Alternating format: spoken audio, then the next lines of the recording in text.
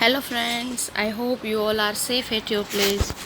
Today I am going to deal with the second part of your chapter number 2, Long Walk to Freedom by Nelson Mandela, and I would like to start with his quote, I never lose, I either win or learn. Means every single time whenever you try to get something, whenever you are putting your efforts, if you fail, then it doesn't mean you lose. He says that I never lose. If I got success, then I will be the winner, and if I don't get it, then I will be the learner. I learn from my mistake. I learn something if I lose something. If you are being a part of any kind of a race or any kind of competition, if you win it, then you become winner.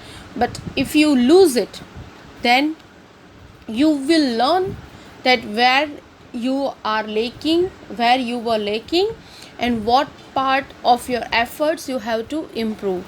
So here I would really like this quote, and this is the only a success mantra for all of us, where we never put our efforts and until we get our goal. So always remember that if you lose, then you are not a loser, but if you lose, then you are a learner. Get this thing whole life in your mind, and it will definitely boost you to do more hard work, and it will also give you chance and opportunities to achieve your goals. Okay, yes, so today we will start with this paragraph. It is from these comrades in the struggle that I learned the meaning of courage. Time and again, I have seen men and women risk and give their lives for an idea. I have seen men stand up to attacks and torture without breaking, showing a strength and resilience that defies the imagination. I learned that courage was not the absence of fear, but the triumph over it. The brave man is not he who does not feel afraid, but he who conquers that fear. Now, comrades. Comrades means a colleague or a fellow member of an organization, that is called comrades. Resilience means the ability to deal with any kind of hardship and recover from its effects. Defies means refuse to obey, and triumph, great victory or achievement.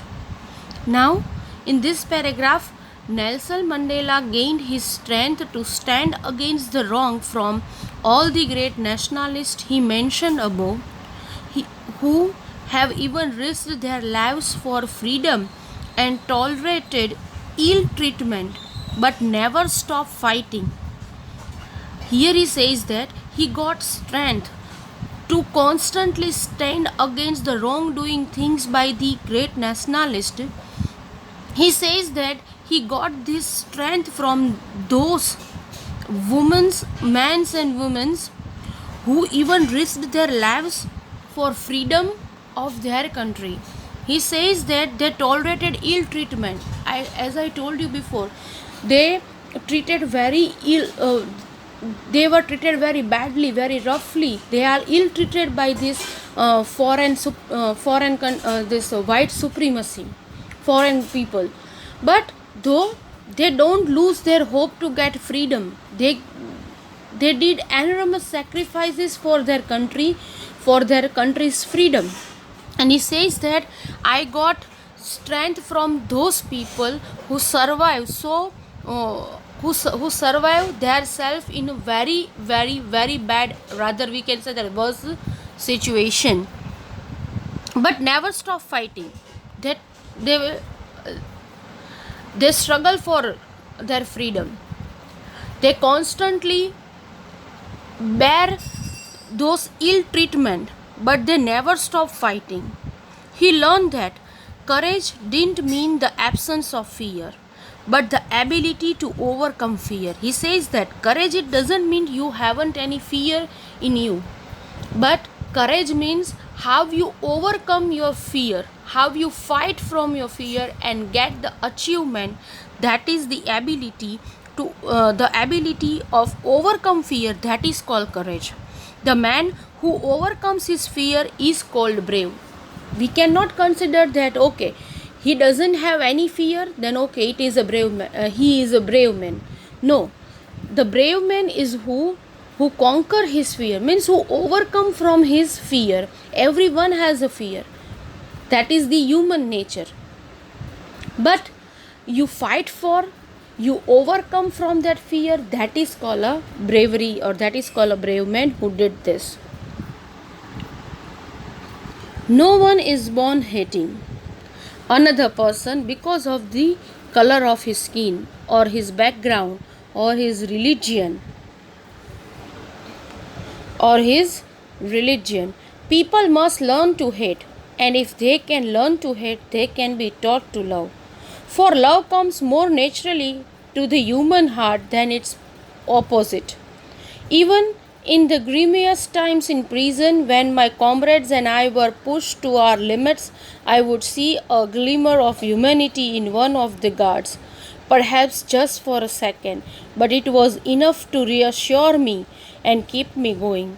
Man's goodness is a flame that can be hidden but never extinguished.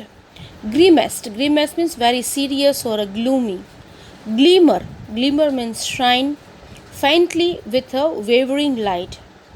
Pushed to our limits means pushed to the last point in our ability to bear pain. Reassure, say or do something to remove the doubts. He says that one is taught by its society to hate humans because of their skin, color, age, gender, and religion.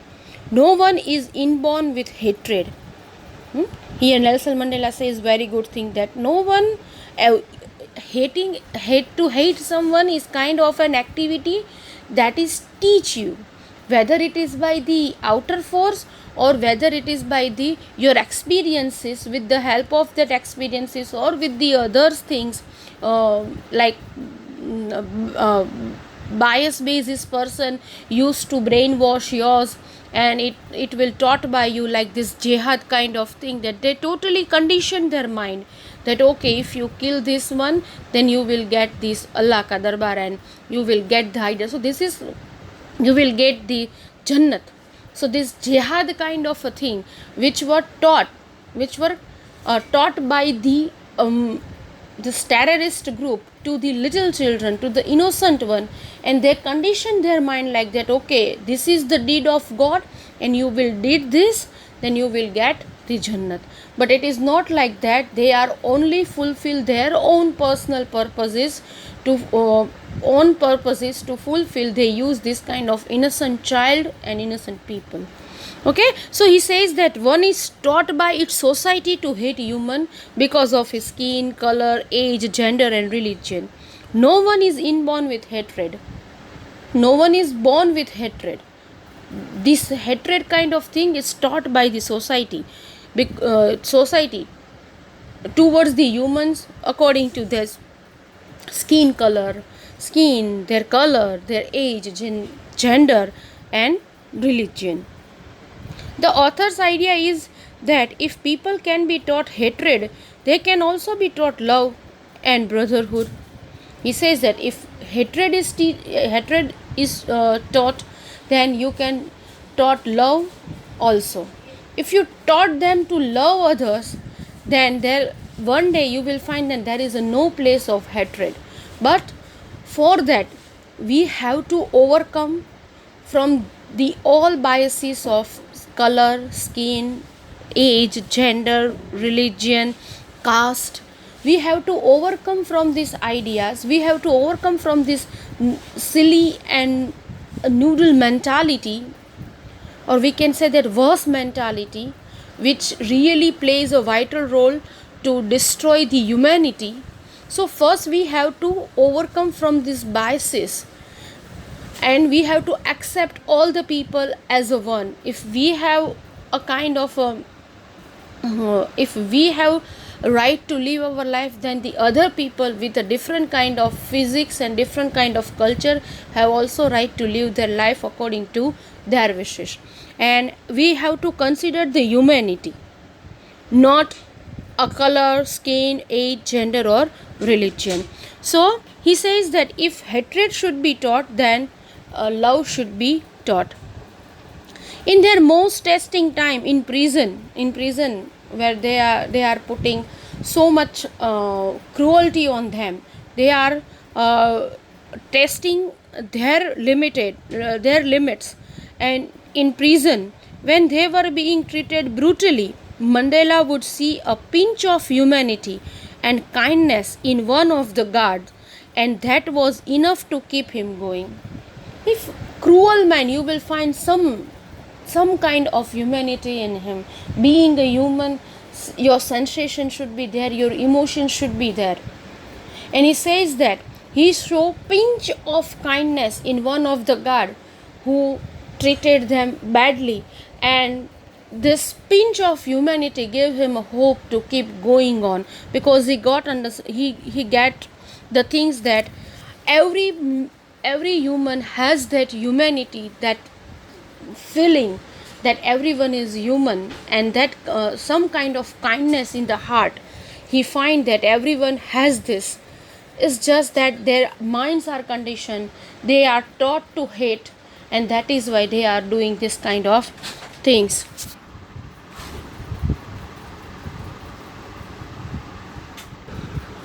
Here Mandela believes that goodness in human beings can be suppressed but never eliminated. Means someone can putting the layer of hatred, and behind this layer of hatred we can suppress the human being's goodness, but we cannot eliminate it.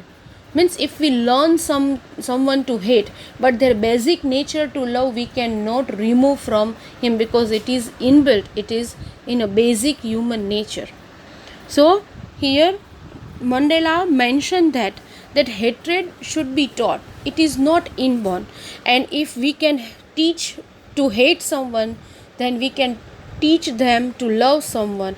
And if we all learn how to love one another, then definitely we will find a big change in this world. We the dream of peace in the world, the day of coherence between the different countries, different castes and religion, we will find one day. But the one and only need is to love one another rather than the hate one another. In life, every man has a twin obligation. This is the most asking question, that what kind of twin obligation every man has. Obligation to his family, to his parents, to his wife and children. And he has an obligation to his people, his community, his country.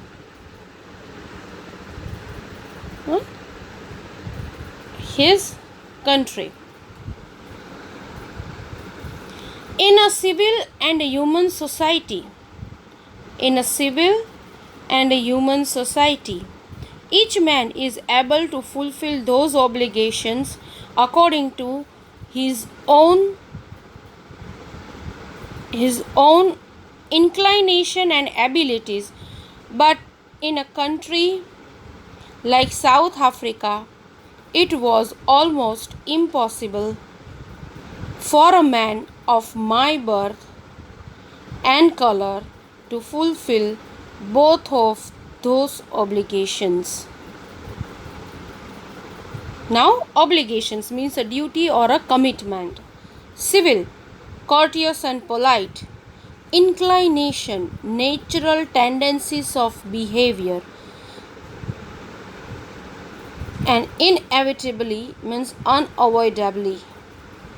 Okay, so according to the author, he says that every human being has its responsibility towards the family and as well as the society. Generally, under normal circumstances, a person can maintain the balance between the two. But in countries like South Africa, it was never so easy. Now, he says that every person has their this obligations towards two things. First obligation means towards his family, his parents, his wife and children. The second one, his obligation with its people, with his people, his community and his country. If we are taking care of our family, then it is our duty to take care of our society, our country, because we are also part of this society and country. We made this society, and that is why our duty is also towards our society. If we want to bring some change, then we have also support this. We have to be part of this change, and we have to do efforts to change the things. But today we are just want to say the things, okay, society should be like this, society should be like this, they have to do this, they don't have to do this. But what is our efforts to change this particular things? If you dislike some things in your society, what is your efforts? What is your effort? What are your efforts to change the things? And remember my words once again, if you want to change something, first of all you have to be the change you want into the society. पहले आपको वो change बनना पड़ेगा, वो change आपको अपने आप में लाना पड़ेगा, उसके बाद आप सोसाइटी में वो चेंज ला सकते हो. आपकी ड्यूटी आपकी फैमिली और आपकी सोसाइटी दोनों की ओर है, बिकॉज आप भी उस सोसाइटी का और उस कंट्री का पार्ट हो. और जैसे आपकी फैमिली की और आपके ऑब्लिगेशंस और ड्यूटीज़ है, उसी तरह से ये सोसाइटी और देश के लिए भी आपके कुछ फ़र्ज़ और है जिसे आपको पूरा करना होता है. Okay, so he says that in a normal way, in a normal society, normal circumstances, person can maintain this balance between the two obligation towards the family and towards the society. But he says that countries like South Africa, it was never so easy. It is hard to do, to fulfill both the obligations towards the family and towards the society. He says that in South Africa,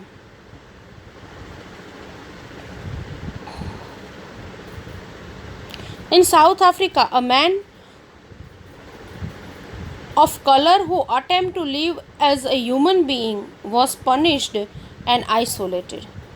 Look, here the situation is very dangerous, that in South Africa, a man of color who attempted to live as a human being was punished and isolated.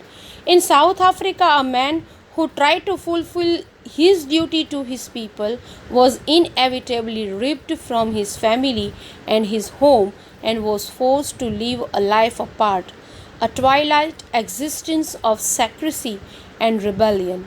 I did not in the beginning choose to place my people above my family, but in attempting to serve my people, I found that I was prevented from fulfilling my obligations as a son, a brother, a father, and a husband.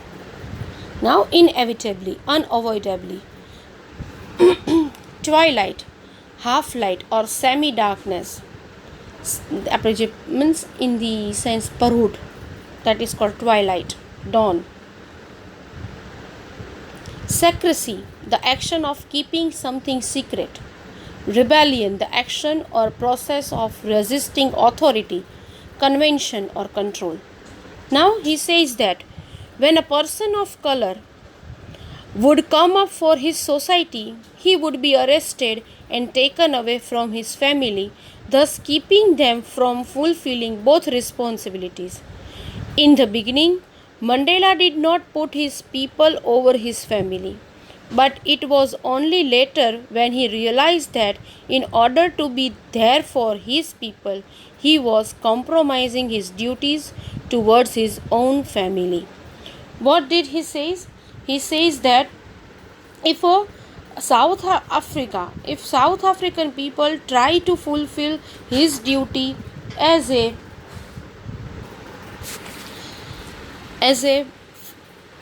family member, then they took to the prison and they keep away from their family. If they try to be responsible for their family, then they will snatch away to the prison and keep them away from their family. And so that is why they are not able to fulfill both responsibility. Mandela says that he did not put his people over his family, but it was only later when he realized that in order to be there for his people, he was compromising his duty towards his own family. To get into this moment of freedom, he was not able to fulfill his duty towards his family, and he says that to serve for his people, somewhere he was lacking his responsibility towards his family as a son, as a husband. But it it is naturally, we all seen in this movies of this in our Bollywood regarding to this freedom.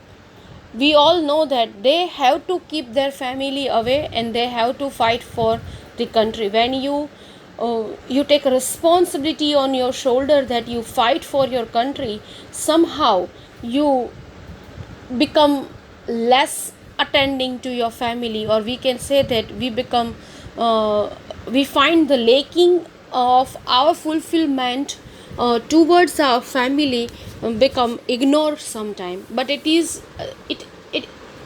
a normal thing, because when you took responsibility of this society or this country's freedom, or for the sake of country's betterment, it always be like that. But you should try to manage the things, okay? And yes, it is possible that when you are doing such a big things, and this freedom time and this moment of getting freedom, we all know the circumstances are not so much in our condition, according to our condition. So it always be like that, if you want to fulfill your one obligation, then second one should be ignored by us. But though everyone tries to maintain both the things, I was not born with a hunger to be free. I was born free. Free in every way that I could know. Free to run in the fields near my mother's hut. Free to swim in the clear stream that ran through my village. Free to roast maize under the stars and ride the broad backs of slow moving bulls, as long as I obeyed my father and abided by the customs of my tribe. I was not troubled by the laws of man or God. It was only when I began to learn that my boyhood freedom was an illusion, when I discovered as a young man that my freedom had already been taken from me, that I began to hunger for it. At first, as a student, I wanted it. It was only when I began to learn that my boyhood freedom was an illusion. Okay, so here, stream, a small narrow river. Maize, a maize plant. Abided means obeyed. Boyhood, the state or time of being a boy. Here, the author did not have the plan to stand against the apartheid system early in life. He lived his childhood like any normal child in South Africa. He only had to follow the rules set up by his father or the customs of his tribe. As soon as he grew up and began to learn the fact as to how people of color are treated, he decided to stand against it. So he says that at the very beginning, I was not born with a hunger of freedom. I was born free. When he was born, he was free to do whatever he want to do, like free to run in the field nearby his mother's hut, free to swim in this stream, okay, river. He can run through his village. Okay, he can roast millies under the stars and ride the broad backs of slow moving bulls. He was free to do whatever he want to do in his childhood, in his boyhood. Why? Because at a very starting of your time, when you born and you slowly and steadily grow up, till that time your needed things or your uh, requirements should be fulfilled by your parents. And as well as you won't have that kind of understanding, okay, that you are not free for this, you are not to do this. At childhood you will not get these things. He says that I was not troubled by the laws of man or God until I follow or I obeyed my father and the laws of my tribe. I was free to do whatever I want to do. It was only when I began to learn that my boyhood freedom was an illusion, when I slowly and steadily grow up, at that time I feel that my boyhood freedom was an illusion. It is not a truth anymore. That freedom was not a freedom, because there are so many suffering are there, as being a young, being a medieval age, or being a old age. You have to fight for, you are suffering from, or his country is suffering from being an obliged kind of a persons. Yes, so he says that when I began to learn that my boyhood freedom was an illusion. So he says that he only had to follow the rules set up by his father or the customs of his tribe, and as soon as he grew up and began to learn the facts as how people of color are treated, because he was not outside of his home in childhood, he is safe with his father, with his family, with his tribe. But when he become a young one, when he go to the society, when he go out of the shelter of his father, then he started struggle as a person, as an individual. At that time he got the thing, original situation of their colored skin people, that how they are ill treated, how they are treated like an animal, they have not a basic right to live. Now the struggle is start. If you all are studying in school, you all are fighting some kind of aspect of your life regarding your study, regarding managing your schedule. But today you are under the shelter of your parents, so you will never be understand the situation, the original situation of the bad outer world.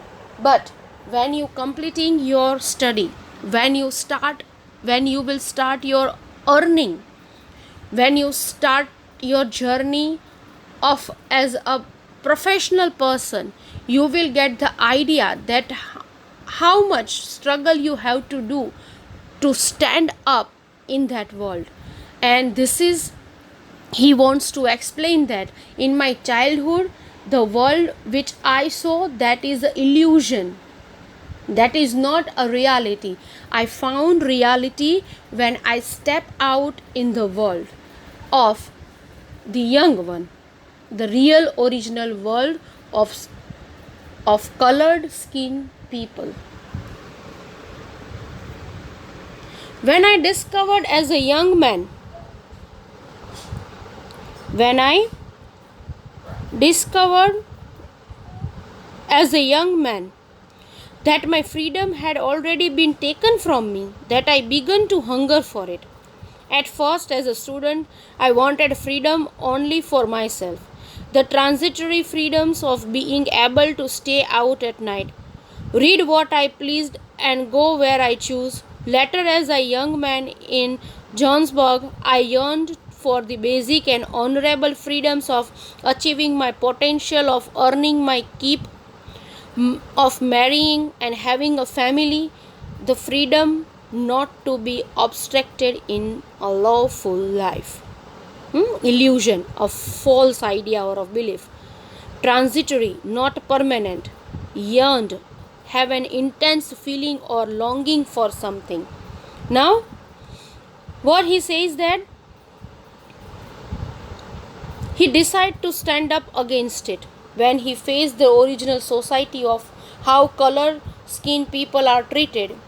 He had this urge for freedom from inside, earlier just for himself.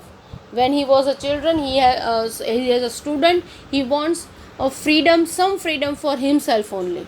Being a student, he should be justice by this the society or the norms of this country in which he is living. Okay, as a students we want some rights, that we don't want to pay more fees, or we want some rights, like as a young person, if you are fond of getting a government job, then some norms and rules you want to change, and you want a justice for your efforts. Okay, so he says that he decides to stand up against. He had this urge for freedom from inside, earlier just for himself, staying out at night, and later of having a basic life, not just for himself but for everyone. He says that, and Johnsburg,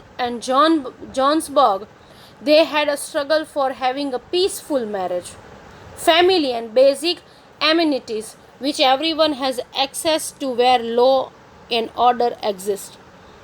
Yes, they don't have right to marry some girl. They don't have right to vote. They don't have right to even speak, give an opinion as a person. These are the basic rights of ours, but they don't have in the time of white supremacy.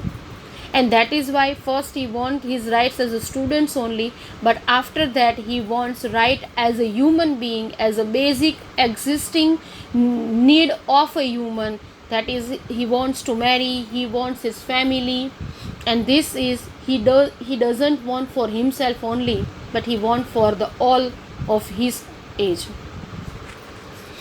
And he says that this amenities which everyone has access to where law and order exist. Everyone needs this, everyone want this in life, and that is their basic need, and that is their right to live life with their own partner. They have their own family and live their life as per their wishes, and that is why he started fighting for its freedom, because now it is not about him, now it is about his country. But then I slowly saw that not only was I not free, but my brothers and sisters were not free. I saw that it was not just my freedom that was curtailed, but the freedom of everyone who looked like I did. That is when I joined the African National Congress, and that is when the hunger of my own freedom became the greater hunger for the freedom of my people. It was the desire for the freedom of my people to live their lives with dignity and self-respect. Okay? Become the greater hunger for the freedom of my people. Okay. Curtailed means reduce, impose a restriction on dignity, the state or quality of being worthy of honor or respect. Now, Nelson Mandela joined the African National Congress ANC when he realized it is not only him whose basic rights were snatched away, but of all those who looked like him. He had this fire inside him to free his people from this injustice. He says that I was not only one whose freedom was snatched away, but his brothers and sisters were not free. He saw that it was not just his freedom that was reduced or curtailed or imposed, but the freedom of everyone who looked like I did, who looked like he did. That is when he joined this African National Congress, and that is when the hunger of his own freedom became the greater hunger of freedom of his people. First I was think about my freedom only, but then slowly and steadily I realized that okay, this is not my situation, this is not how I only suffer, but my brother, my sister, my family member, my neighborhood, everyone of my age or of my kind of a people are suffering from this kind of a thing. And then this hunger of getting freedom, it become it's convert into from my own freedom to the my people's freedom. This is how similarly happened when our country was fighting for our freedom, like Gandhiji it plays a vital role, Sardar Patel, then this Bhagat Singh and all the great this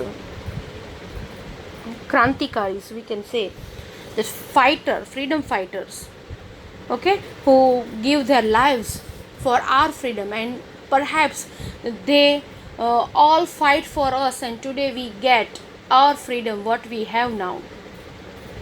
So this is how the first it comes to us and comes to me, and then become for us. Here he says that first I thought it was only about my freedom, but slowly and steadily he realized that it is not about my freedom, it is about our freedom, because whatever I suffer, they all of my all people suffer from the same thing, because we all are with the same color skin, and that is why they are suffering, because they don't have white color, they have black color. That is why they were suffering. And then it becomes the my own freedom to the my people freedom. It was this desire for the freedom of my people to live their lives with dignity and self-respect. Now he says that it was the desire for the freedom of my people to live their lives with dignity and self-respect that animated my life, that transformed a frightened young man into a bold one, that drove a law-abiding attorney to become a criminal, that turned a family-loving husband into a man without a home, that forced a life-loving man to live like a monk. I am no more virtuous or self-sacrificing than the next man, but I found that I could not even enjoy the poor and limited freedoms I was allowed when I knew my people were not free. Freedom is indivisible. Freedom is indivisible. The chains of any one of my people were the chains on all of them. The chains on all of my people were the chains on me. Where he says that frightened, afraid, or anxious monk, a member of a religious community of men, typically living under vows of poverty, chastity, and the obedience. Virtuous, having or showing high moral standards. Indivisible means unable to divided or separated.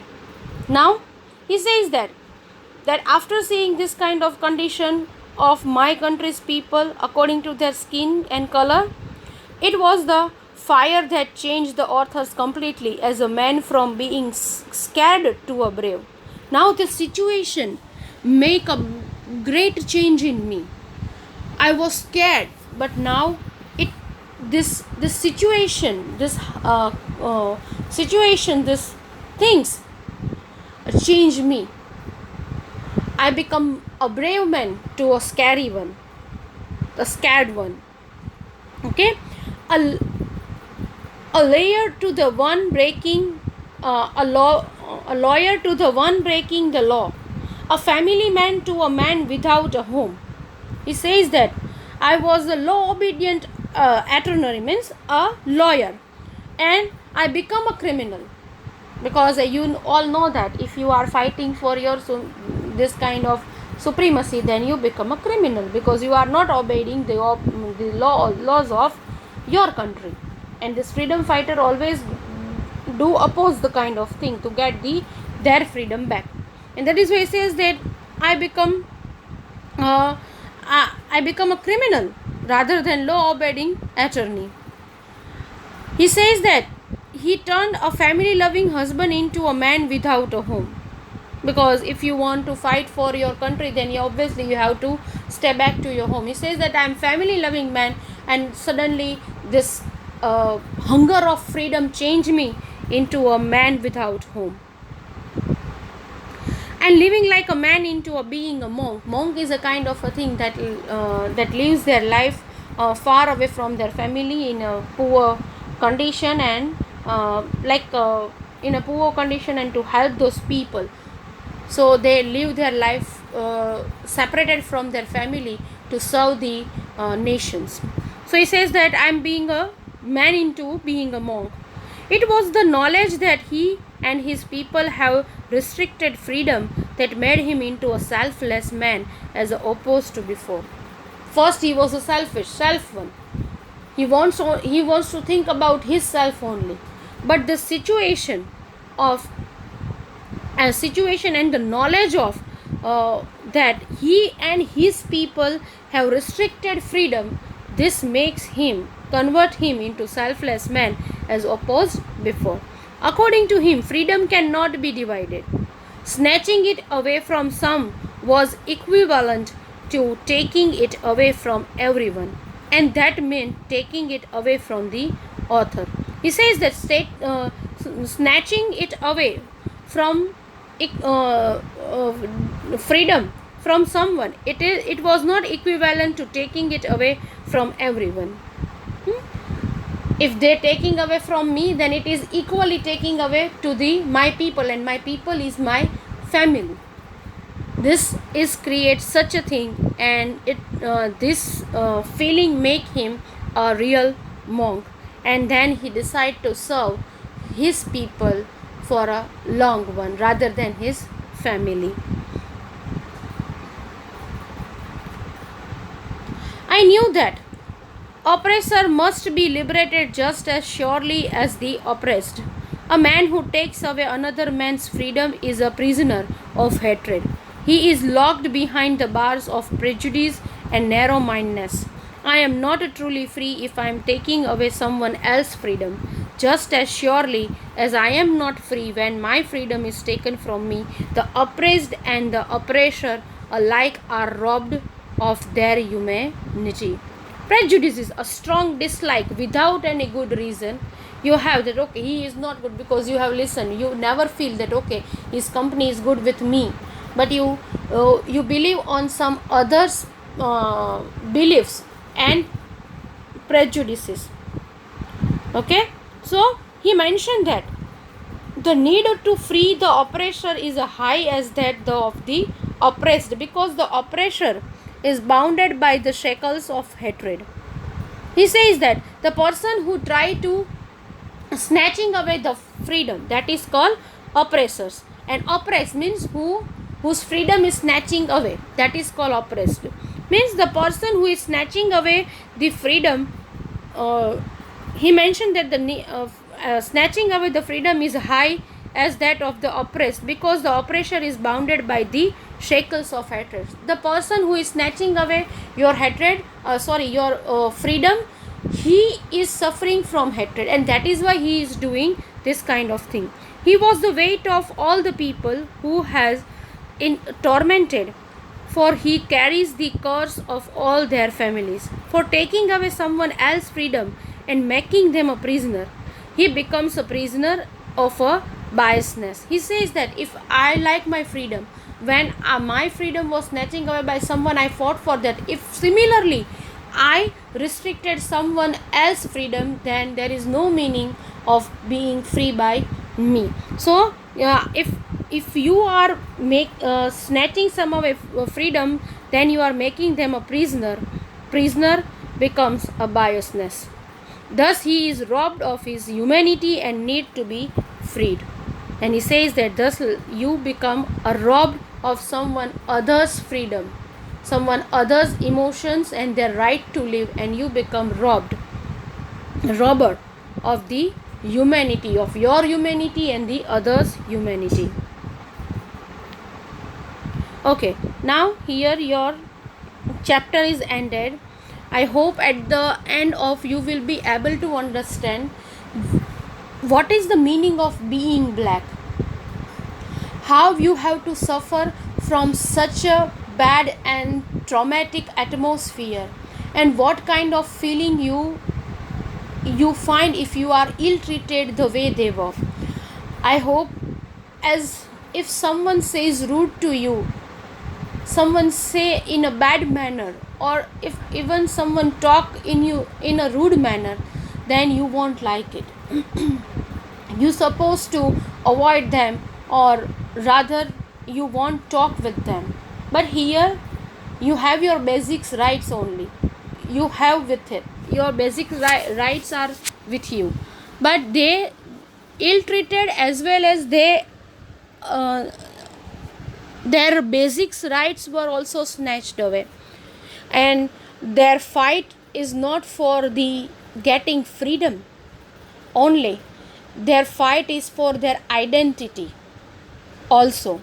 They not fight only for this freedom of the nations, freedom of the people, but they all fight for their identity as a human being. And being a human, we always remember that we never try to be superior, or we don't have any right to take away or snatch away someone else's identity, and identity is always related with this freedom. Okay, if you have a freedom, then you can prove something, then you can build up your identity. So your freedom has also limitations, but your freedom with your limitations, and it will always help to carve your identity and personality. I hope being a mother, being a father, being a brother, being a sister, we never limited, or we never try to snatching away or try to keep under control freedom of our youngest one. Okay, here I would like to I would like to explain this quote, that do not judge me by my success. Mandela says, don't judge me by my success. Okay, if I got a success, then I am a good one, I'm a this one. If he is a success, then he is a very good person, he is a very good human. But whatever, don't judge by someone with their success, but judge me by how you can judge me, how many times I fell down and got back up again. Judge me. If you want to judge, then judge me that how many times I fell down, how many times I got this this failure, and every failure teach me something. I got up back again, and this thing of got up back again give me this success. So every success has a lot of efforts. Every success you will get, or everyone who get a success, they have faced so many failures in their life, and every failure they have they got something from that. Every failure efforts they got, they learn, and they try to remove that error, and then they will be a succeed one. If you want to get success, then every effort is an important effort. Though you lose, your losing efforts are most important to carve your identity, to remove your lackness, and it will help you to go up. It will help you to get your success. It will help you to reach at your goal. But never ever find that if you lose, then you are loser. Every time you have to learn, if I win, then I will a winner, and if I lose, then I will be the learner. These things you have continuously keep in mind, and then you will be able to achieve something in your life. Last, he says that as I walked out the door towards the gate that I would lead to my freedom, I knew if I didn't leave my bitterness and hatred behind, I would still be in prison. Listen to me very carefully. This is really good one which we all have to learn. That as we walked out to doors, that doors towards the gate, as we walked out the door, because we wants our journey towards the gate, that I would lead to my freedom. What kind of gate? Those gate, not a simple gate, but those gate that would lead us to our freedom. I knew that. I have to know that. I knew that. If I don't leave my bitterness and my hatred behind, if I not leave my bitterness and my hatred behind, then I would still be in prison. Then let understand that you are prison, but this time you are not physically prison, you are prisoned by your mind, your mentality, because such a particular bitterness and hatred still not gone away from your mind. And until you can't be free from your hatred and bitterness, your biases, you won't be able to free, because still you have that hatred and bitterness in your mind for a particular one, and that won't be leave you easily. So forgiveness, whenever you walk towards the life, when you feel that okay, I want to be a free one, whenever you think about to move on in your life, that time you have to keep, or you have to burn, or rather I say that you have to remove all the bitterness, prejudices, hatred in your mind, and then you will be able to understand, move on truly in your life. This is how Nelson Mandela says want to teach us the lessons of love and humanity. He says that love is enough capable. If hatred can be taught, then love can be taught, and love can really change the world in a different way rather than the hatred one. Today we are seeing this, our country's situation is similarly this Pakistan and China and war, and they killed so many soldiers. Why? Because they have such a kind of a hatred, they have a competition, they have a particular biases about a particular countries, but we never try to solve the situation with a different way, with love that we all needed.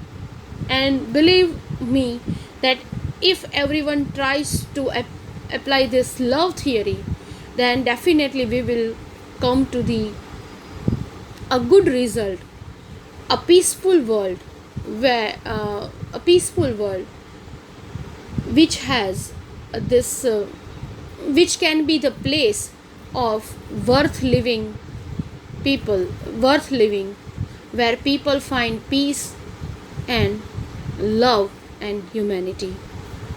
I hope you enjoyed the lesson. I hope you liked it, and I hope you all learn the lesson from this. The very good message is that, and we all try to free ourselves from all biases and prejudices, and we try to fulfill our duties as well towards our society and towards our country. And I hope if we care about our freedom, then we won't try to snatch away the others' freedom. Okay? But remember, freedom comes with responsibilities and limitations also. Freedom, it doesn't mean you do whatever you want to do. Okay, so freedom has its own boundaries, but freedom is the basic need of any human being, and we try to respect the others rather than their color, gender, or the caste or the religion. We never thought about that, and we must respect every human being. I hope you all liked it, and we will meet on the next lecture with a new topic, with a new lesson. Bye bye.